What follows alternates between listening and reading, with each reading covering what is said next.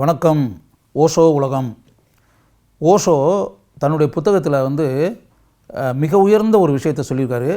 அது நீங்கள் தெரிஞ்சுக்கிட்டிங்கன்னா எப்படிப்பட்ட உயர்ந்த விஷயத்தை அவர் சொல்லியிருக்கிறார் என்பதை உங்களால் உணர முடியும். அந்த விஷயம் என்ன அப்படின்னா, இப்போ சமூகம், சமுதாயம், சொசைட்டி அப்படின்றதெல்லாம் சொல்கிறோம் இல்லையா? இந்த சொசைட்டிக்கு எப்போவுமே அறிவாளிகள் தேவையில்லை, புத்திசாலிகள் தேவையில்லை. அவங்களுக்கு மூடர்கள், முட்டாள்கள், மடையர்கள், ஃபூல்ஸ் அப்படின்றோம்ல, அப்படிப்பட்ட மனிதர்கள் தான் தேவை. ஏன்? அதுக்கு காரணம் என்ன அப்படின்னா, கொஞ்சம் ஆழமாக சிந்திக்க வேண்டிய விஷயம். என்ன அப்படின்னா, உங்களுக்கே நல்லா தெரியும் இல்லையா, இந்த உலகத்தில் முழுக்க முழுக்க அப்படியே தெளிந்த நீரோடை மாதிரி பாலும் தேனும் ஓடிக்கிட்டு அப்படின்னு சொல்கிறோம்ல, அப்படிலாம் ஒன்றும் கிடையாது.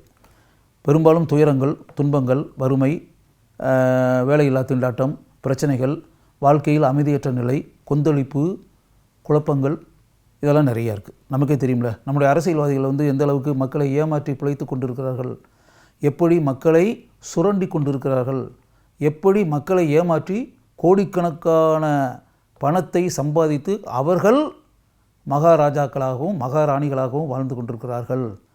எந்த அளவிற்கு பொய்யான வாக்குறுதிகளை மக்களுக்கு அளித்து அவர்கள் புத்திசாலித்தனமாக பிழைத்து கொண்டிருக்கிறார்கள், வாழ்ந்து கொண்டிருக்கிறார்கள். மக்கள் வறுமையில் வாழ்ந்து கொண்டிருக்க அவர்கள் எப்படி மாட மாளிகைகளிலும் மிகப்பெரிய அரண்மனைகளிலும் மிகப்பெரிய சொர்க்கத்திற்கு நிகரான வாழ்க்கையை வாழ்ந்து கொண்டு சந்தோஷத்தின் உச்சியில் திளைத்து கொண்டிருக்கிறார்கள் அப்படின்றதெல்லாம் உங்களுக்கு நல்லா தெரியும் இல்லையா? அப்போ முழுக்க முழுக்க வாழ்க்கையில் அப்படியே வேலையற்ற இளைஞர்கள், பணியற்ற இளைஞர்கள் அப்படின்னு சொல்லி கோடிக்கணக்கான பேர் அன்எம்ப்ளாய்மெண்ட் அப்படின்ட்டுல உலகத்தினுடைய எல்லா நாடுகள்லையும் அன்எம்ப்ளாய்மெண்ட் ப்ராப்ளம் இருக்குது. படிச்சுட்டு வர்றாங்க, படிச்சுட்டு வந்த இளைஞர்களுக்கு, பட்டம் பெற்று வந்த இளைஞர்களுக்கு அந்த படிப்பிற்குரிய வேலை வாய்ப்புகள் இல்லை. அப்படி இருக்கக்கூடிய சூழல் அப்படின்ட்டு இல்லையா? அப்போ லட்சக்கணக்கான ரூபா செலவழித்து பொறியியல் கல்லூரிகளில் படித்துவிட்டு வெளியே வந்த இளைஞர்கள் எப்படிப்பட்ட குறைவான சம்பளத்திற்கு வேலைகளில் ஈடுபட்டிருக்கிறார்கள், வேலைகளை செய்து கொண்டிருக்கிறார்கள் அப்படின்றதெல்லாம் கண் முன்னாடி நம்ம பார்த்துக்கிட்டு தான் இருக்கிறோம், எல்லா இடங்களிலும் பார்த்து கொண்டு இருக்கிறோம். அப்படிப்பட்ட ஒரு சூழல் அப்படின்னு வரும்போது இந்த சொசைட்டி அப்படின்னு இருக்கு இல்லையா, இந்த இப்போ அரசியல்வாதிகள், அரசியல் அமைப்பு, அரசாங்கம், அரசாங்கத்தில் இருக்கக்கூடிய அதிகாரிகள், அமைச்சர்கள், அப்படி எது வேணாலும் கணக்கு போட்டுங்க. இப்போ இப்படிப்பட்ட உயர்ந்த நிலையில் இருப்பவர்களுக்கு, இல்லாட்டி அந்த நிர்வாகத்தை நடத்துபவர்கள், அந்த தொழிற்சாலையை நடத்துபவர்கள், தொழிற்சாலை அதிபர்கள், தொழில் அதிபர்கள், யாரை வேணாலும் எப்படி வேணாலும் எடுத்துக்கலாம். அரசியல்வாதிகள்லேருந்து தொழிலதிபர்கள்லேருந்து மிகப்பெரிய நிறுவனங்களை நடத்தி கொண்டிருப்பவர்கள் வரை அப்படி பார்த்திங்கன்னா அவங்களுக்கு எப்படின்னா, இவ்வளவு பிரச்சனைகள் எல்லா இடத்துலையும், நாட்டிலையும் இருக்குது, நிறுவனங்களிலும் இருக்குது, மாநிலங்களிலும் இருக்குது, ஊரில் இருக்குது, கிராமங்களில் இருக்குது, நகரத்திலும் இருக்குது. இப்படிப்பட்ட நிலை இப்படி இருந்து அப்படின்றச்சுன்னா இது அப்படியே சகிப்புத்தன்மை அப்படின்னு சகிப்புத்தன்மையோடு அப்படியே எல்லாத்தையும் பொறுத்துக்கிட்டு தாங்கிக்கிட்டு, எப்படிப்பட்ட துயரங்கள் இருந்தால் கூட அதை வேறு வழியே இல்லாமல் ஏற்றுக்கிட்டு, அடித்து உதைச்சா கூட அந்த அடியையும் உதையையும் மிதியையும் வாங்கி கொண்டு, அப்படின்னா இப்போ யார் வாங்குவாங்க? யார் எதிர்த்து கேட்காம, யார் புழு பூச்சியை போல அமைதியாக வாயை மூடிக்கொண்டு, காதுகளை மூடிக்கொண்டு, கண்களை மூடிக்கொண்டு அப்படின்றது முட்டாள்கள் தானே அப்படி இருப்பாங்க. புத்திசாலிகளாக இருக்கவங்க அப்படி இருப்பாங்களா? அடிமைகளாக இருப்பாங்களா? எதையும் எதிர்த்து கேட்காம இருப்பாங்களா? ரெபல் அப்படின்றான்ல, ரெபல் பண்ணாமல் இருப்பாங்களா? ரெபல்னா என்ன? புரட்சி, எழுச்சி, தட்டி கேட்பது, எதிர்த்து நிற்பது, அதானே?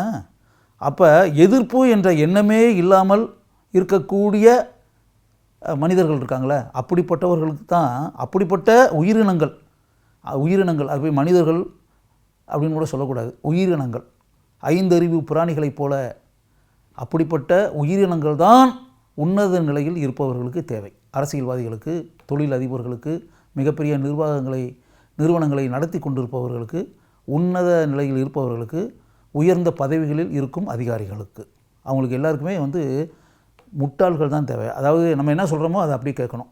நில்லுனா நிற்கணும், உட்காருனா உட்காரணும், ஓடுனா ஓடணும், நடனா நடக்கணும், தூங்குனா தூங்கணும். எந்த காரியத்தையும் செய்யாத அப்படின்னா செய்யக்கூடாது. 20 மணி நேரம் வேலை செஞ்சு அப்படின்னா 20 மணி நேரம் வேலை செய்யணும். 10 மணி நேரம் வேலை செய்யணும், 10 மணி நேரம் வேலை செய்யணும். ராத்திரியும் பகலும் நீ வேலை செய்யணும் அப்படின்னா ராத்திரியும் பகலும் வேலை செய்யணும். இப்படிப்பட்ட மனிதர்கள் தான் அரசாங்கத்திற்கு, அதிகாரிகளுக்கு, தொழில் அதிபர்களுக்கு, உயர்ந்த நிலையில் இருப்பவர்களுக்கு தேவை. அப்படி இருக்கிறது வரை இப்படிப்பட்ட மனிதர்கள் இருந்தால் தான் அவங்களுடைய வண்டி ஓடும், எந்த பிரச்சனையும் இல்லாமல். தட்டி கேட்கக்கூடிய மனிதர்கள், அறிவாளிகள், புத்திசாலிகள், புரட்சி சிந்தனை உள்ளவர்கள், அப்படிப்பட்ட மனிதர்கள் அவர்களுக்கு தேவை இல்லை. அப்படிப்பட்ட மனிதர்கள் தேவை, அவங்க வந்து ஆபத்தானவர்கள். இப்படிப்பட்ட மனிதர்கள் இருந்தால் அப்படின்னா அவங்க அமர்ந்திருக்கக்கூடிய அந்த ஆசனம் காலி. அப்படிப்பட்ட அறிவாளிகளும் புத்திசாலிகளும் வந்துவிட்டால் இவர்கள் அமர்ந்திருக்கக்கூடிய அந்த பதவிக்கு வேட்டு விழுந்துடும். பதவி காலி, தூக்கி விட்டெறியப்பட்டு விடுவார்கள். அப்படியே வந்து அவங்க அப்படியே பாதாளத்தில் போய் விழுவார்கள், விழச் செய்வார்கள் அறிவாளிகளும் புத்திசாலிகளும் சிந்தனையாளர்களும். அப்போ அறிவாளிகளும் புத்திசாலிகளும் சிந்தனையாளர்களும் இருப்பதை இவர்கள் விரும்புவார்களா? சமுதாயம் விரும்புமா? சமூகம் விரும்புமா? சொசைட்டி விரும்புமா?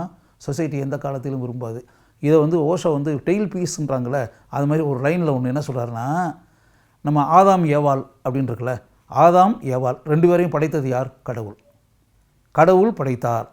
ஆதாமும் ஏவாளும் ஒரு ஆடம் அண்ட் ஈவ் ஆங்கிலத்தில் கூறுவதாக இருந்தால், ஆதாம் ஏவாள் 2 பேருமே ஒரு குறிப்பிட்ட காலத்திற்கு பிறகு இந்த பழத்தை சாப்பிடாத, இந்த இடத்துல தான் இருக்கணும், இந்த இடத்த விட்டு எங்கேயும் போகக்கூடாது, வெளியே எங்கேயும் போகக்கூடாது, அப்படி இப்படின்ற மாதிரி இந்த பழத்தை சாப்பிடவே கூடாது அப்படின்னு சொல்லிட்டு, இந்த ஆப்பிள் பழத்தை நீ சாப்பிடக்கூடாது, நீங்கள் இருவருமே அப்படின்றதான கடவுளுடைய கட்டளை.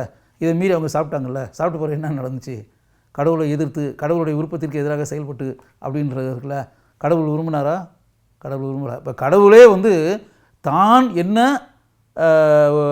சொல்கிறோமோ, தான் என்ன மனதில் நினைக்கிறோமோ அதை கேட்டு செயல்படக்கூடியவர்களாகத்தான் ஆதாமும் ஏவாளும் இருக்கணும்னு சொல்லி கடவுளே விரும்பியிருக்கார்.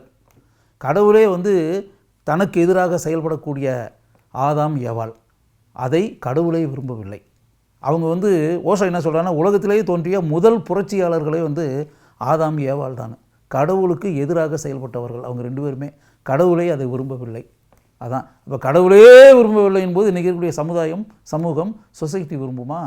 யோசித்து பாருங்கள் அப்படின்னு சொல்லிட்டு. அதாவது அதில் ஓஷோனுடைய விஷயத்திலேயே எனக்கு அப்படியே ஆழமாக பதிஞ்சதே, இந்த ஆதாமையும் ஏவாளையும் கோட் பண்ணார்ல, கடவுளை எதிர்த்த முதல் எதிர்ப்பாளர்கள் இந்த வேர்ல்டு, இந்த பூமியில் அப்படின்ற ஒரு விஷயம் இருப்பாங்க. எனக்கு தெரிஞ்சு இதுக்கு முன்னாடி ஓஷோவுக்கு முன்னாடி யாருமே இப்படிப்பட்ட ஒரு புதிய கோணத்தில் இந்த விஷயத்தை பார்த்ததே இல்லை.